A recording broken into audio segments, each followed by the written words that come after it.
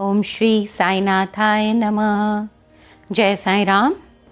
आज हम श्री साईं सच्चरित्र का अध्याय नंबर 41 का पाठ करेंगे। तो चलिए जल्दी से शुरू करते हैं। अध्याय नंबर 41।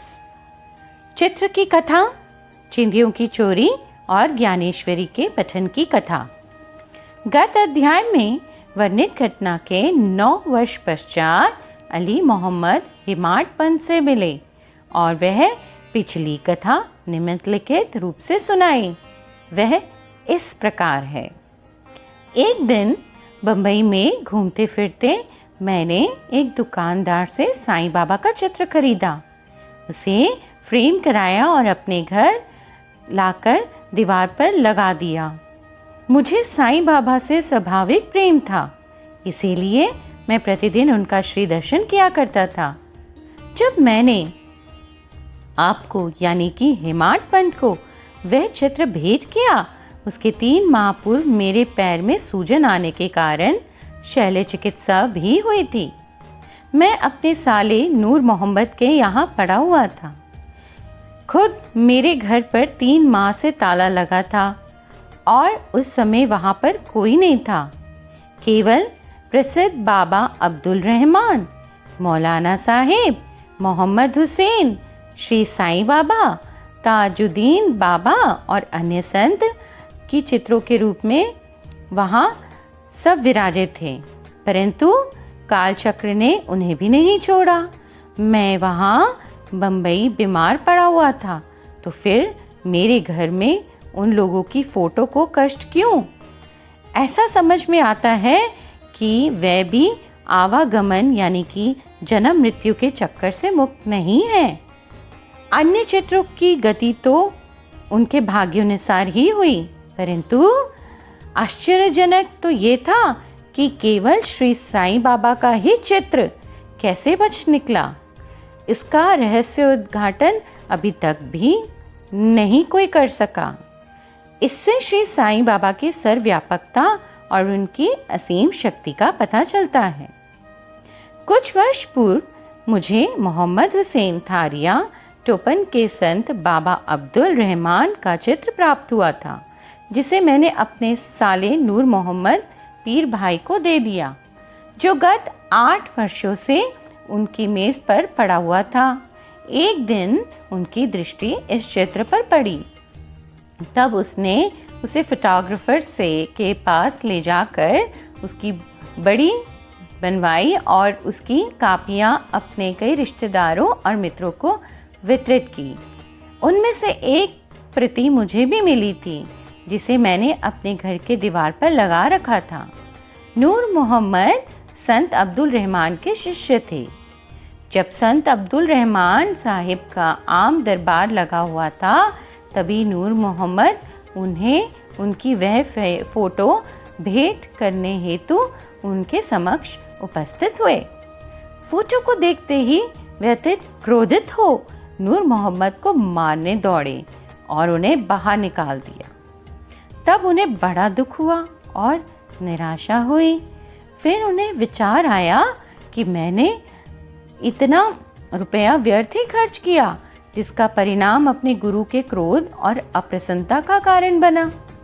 उनके गुरु मूर्ति पूजा के विरोधी थे, इसीलिए वे हाथ में फोटो लेकर अपोलो बंदर पहुंचे और एक नाव किराए पर लेकर बीच समुद्र में वह फोटो विसर्जित कर आए। नूर मोहम्मद ने अपने सब मित्रों और संबंधियों से भी प्रार्थना कर सब फोटो वापस बुला लिए और एक मछुए के हाथ से बांद्रा के निकट समुद्र में विसर्जित कर दिया।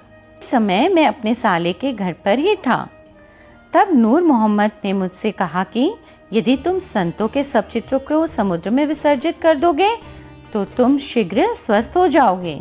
ये सुनकर मैंने मैनेजर मेहता को अपने घर पर भेजा और उसके द्वारा घर में लगे सब चित्रों को समुद्र में विसर्जन कर दिए।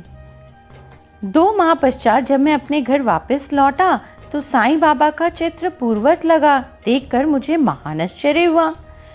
मैं समझ न सका कि मेहता ने अन्य सब चित्र को निकालकर विसर्जित कर दिए, पर केवल यही चित्र कैसे बच गया।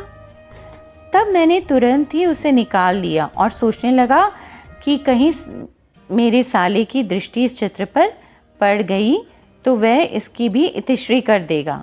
जब मैं ऐसा विचार कर ही रहा था कि इस चित्र को कौन अच्छी तरह संभाल कर रख सकेगा, तो स्वयं श्री साईं बाबा ने सुझाया कि मौलाना इस्मू मुजावर के पास जाकर उनसे परामर्श करो और उनकी इच्छा अनुसार ही कार्य करो। मैंने मौलाना साहिब से भेंट की और सब बातें उन्हें सुनाई। कुछ देर विचार करने के पश्चात वे ये निर्णय पर पहुँचे कि इस चित्र को आपको हेमाड पंत को भेंट करना चाहिए, क्योंकि केवल आप ही यानी कि हेमाड पंत इसे उत्तम प्रकार से संभालने के लिए सर्वथा सत्पात्र हैं। तब हम दोनों आपके घर आए और उपयुक्त समय पर ही ये चित्र आपको भेंट कर दिया। इस कथा से विदित होता है कि साईं बाबा त्रिकाल ज्ञानी थे और कितनी कुशलता से समस्या हल कर भक्तों की इच्छाएं पूर्ण किया करते थे। निम्नलिखित कथा इस बात का प्रतीक है कि आध्यात्मिक जिज्ञासु पर साईं बाबा किस प्रकार स्नेह रखते तथा किस प्रकार उनके कष्ट का निवारण कर उन्हें सुख पहुंचाते थे। चिंदियों की चोरी और ज्ञानेश्वरी का पठन। श्री बी.वी. देव जो उस समय डहानों के मामलतदार थे को दीर्घ काल से अन्य धार्मिक ग्रंथों के साथ साथ ज्ञानेश्वरी के पाठ की तीव्र इच्छा थी। वे भगवत गीता के एक अध्याय का नित्य प्रति पाठ किया करते तथा थोड़ा बहुत अन्य ग्रंथों का भी अध्ययन करते थे। परंतु जब भी वे ज्ञानेश्वरी का पाठ प्रारंभ करते तो उनके समक्ष अनेक बाधाएं उपस्थित हो जाती, जिससे वे पाठ करने में सर्वथा वंचित रह जाया करते थे। 3 मास की छुट्टी लेकर वे शिरडी पधारे और तत्पश्चात वे अपने घर पौड़ में विश्राम करने के लिए भी गए। अन्य ग्रंथ तो वे पढ़ा ही करते थे, परंतु जब ज्ञानेश्वरी का पाठ प्रारंभ करते तो नाना प्रकार के कुलुषित विचार उन्हें इस प्रकार घेर लेते कि लाचार होकर उसका पठन स्थगित करना पड़ता था। बहुत प्रयत्न करने पर भी जब उनको केवल 2-4 पंक्तियां पढ़ना भी दुष्कर हो गया, तब उन्होंने ये निश्चित किया कि जब दयानिधि श्री साईं की कृपा करके इस ग्रंथ के पठन की आज्ञा देंगे तभी उसका श्री गणेश करूंगा। एक बार फरवरी मास में वह सकुटुंब शिरडी पधारे। तभी श्री जोग ने उनसे पूछा कि क्या आप ज्ञानेश्वरी का नित्य पाठ करते हैं?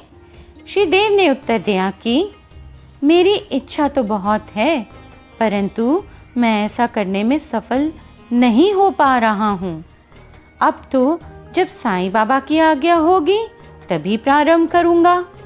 श्री जोग ने सलाह दी कि ग्रंथ की एक प्रति खरीद कर बाबा को भेंट करो और जब वह अपने कर कमलों से स्पर्श कर उसे वापस लौटा दे तब उसका पठन प्रारंभ कर देना।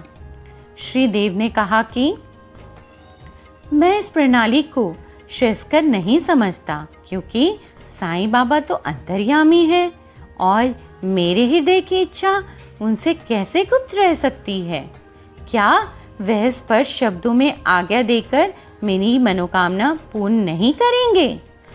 श्री देव ने जाकर बाबा के दर्शन किए और 1 रुपया दक्षिणा भेंट की। तब साईं बाबा ने उनसे 20 रुपये दक्षिणा मांगी, जो उन्होंने सहर्ष दे दी।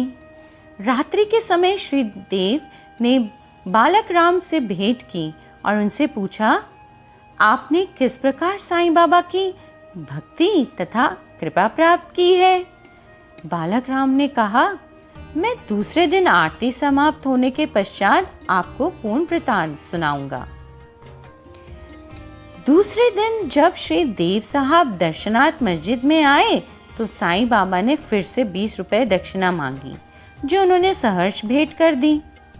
मस्जिद में भीड़ अधिक होने के कारण वे एक और एकांत में जाकर बैठ गए। साईं बाबा ने उन्हें बुलाकर अपने समीप बिठा लिया।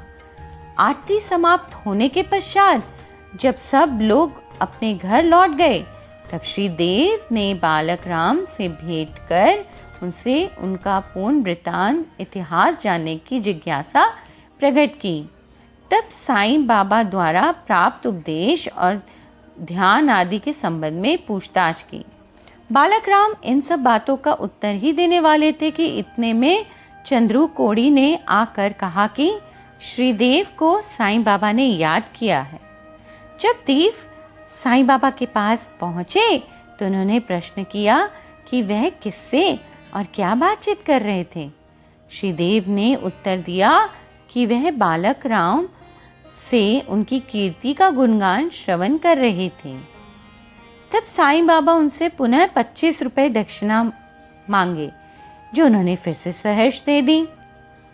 फिर साईं बाबा उन्हें भीतर ले गए और अपने आसन ग्रहण करने के पश्चात उन पर दोषारोपण करते हुए कहा कि मेरी अनुमति के बिना तुमने मेरी चिंदियों की चोरी की है।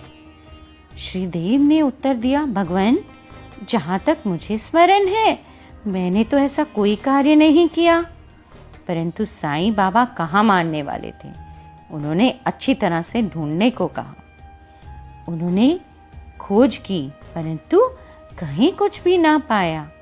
तब साईं बाबा ने क्रोधित होकर कहा कि तुम्हारे अतिरिक्त यहाँ और कोई नहीं है, तुम ही चोर हो। तुम्हारे बाल तो सफ़ेद हो गए हैं और इतने वृद्ध होकर भी तुम यहाँ चोरी करने को आए हो। इसके पश्चात साईं बाबा आपे से बाहर हो गए और उनकी आंखें क्रोध से भर गई। वे बुरी तरह से गालियां देने और डांटने लगी। देव शांतिपूर्वक सब सुनते रहे। वे मार पड़ने की भी आशंका करते रहे कि 1 घंटे के पश्चात साईं बाबा ने उनसे वाड़े को लौटने को कहा। वाड़े लौटकर उन्होंने जो कुछ हुआ था उसका पूर्ण विवरण जोग और बालक राम को सुनाया। दोपहर के पश्चात साईं बाबा ने सबके साथ देव को भी बुलाया और कहने लगे कि शायद मेरे शब्दों ने इस वृद्ध को पीड़ा पहुंचाई होगी। इन्होंने चोरी की है और इसे ये स्वीकार नहीं करते हैं। उन्होंने देव से पुनः 12 रुपये दक्षिणा मांगी, जो उन्होंने एकत्र करके सहर्ष भेंट करते हुए उन्हें नमस्कार किया। तब साईं बाबा देव से कहने लगे कि तुम आजकल क्या कर रहे हो। देव ने उत्तर दिया कि कुछ भी नहीं।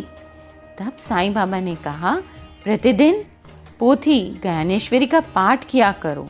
जाओ वाड़े में बैठकर क्रमश नित्य पाठ करो और जो कुछ भी तुम पढ़ो उसका अर्थ दूसरों को प्रेम और भक्ति पूर्वक समझाओ।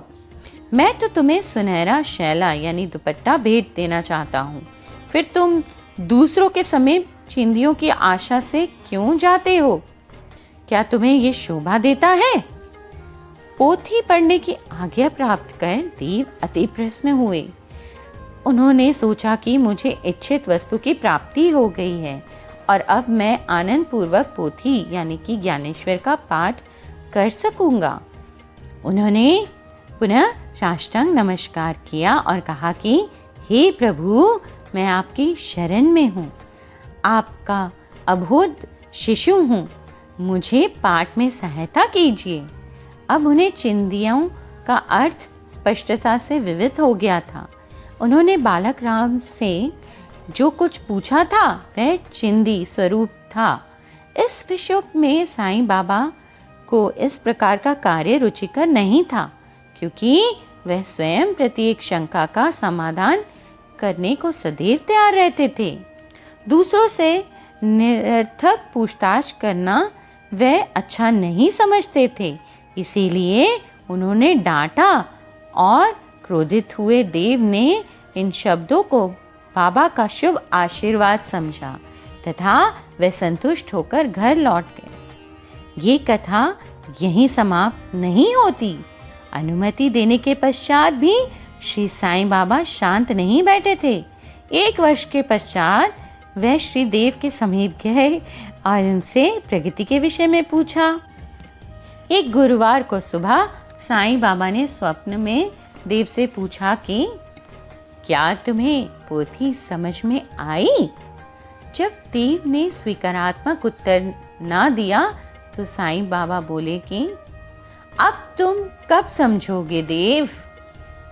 देव की आंखों से टप टप करके अश्रुपात होने लगा और वह रोते रोते बोले कि मैं निश्चय पूर्वक कह रहा हूँ कि हे भगवान, जब तक आपकी कृपा रूपी मेघ वृष्टि नहीं होती तब तक उसका अर्थ समझना मेरे लिए संभव नहीं है, और ये पठन तो भार स्वरूप ही है। तब साईं बाबा बोले कि मेरे सामने मुझे पढ़कर सुनाओ। तुम पढ़ने में अधिक शीघ्रता किया करते हो। फिर पूछने पर उन्होंने आध्यात्मिक विषयक अंश पढ़ने को कहा। देव पोथी लाने गए और जब उन्होंने नेत्र खोली तो उनकी निद्रा भंग हो गई। अब श्रोतागण इस बात का अनुमान कर लें कि देव को इस स्वप्न के पश्चात कितना आनंद प्राप्त हुआ होगा। तो अब चलिए ये अध्याय समाप्त हुआ और मुझे पूर्ण विश्वास है जो भी इस अध्याय को सुन रहा होगा वह साईं भक्त अवश्य ही साईं बाबा की कृपा प्राप्त करेगा। जय साईं राम, जय साईं राम, जय साईं राम।